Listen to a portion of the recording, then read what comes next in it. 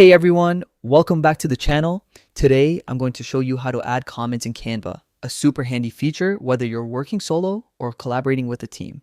By the end of this video, you'll know exactly how to leave feedback, suggestions, or notes directly on your design without any confusion.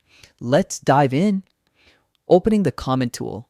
First, open your Canva design. Look at the top right corner. You'll see a chat bubble icon.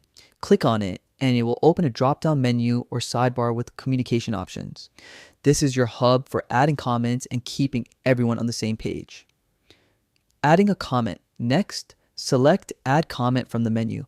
Once you do this, you can click anywhere on your design to place the comment exactly where it's needed.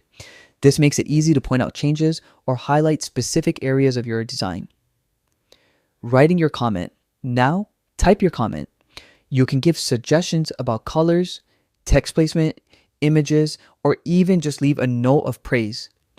Once your comment is ready, press enter to post it. Remember, if you skip this step, your comment won't save, so always hit enter. Benefits of comments. One of the best things about Canva comments is that they stay linked directly to your design.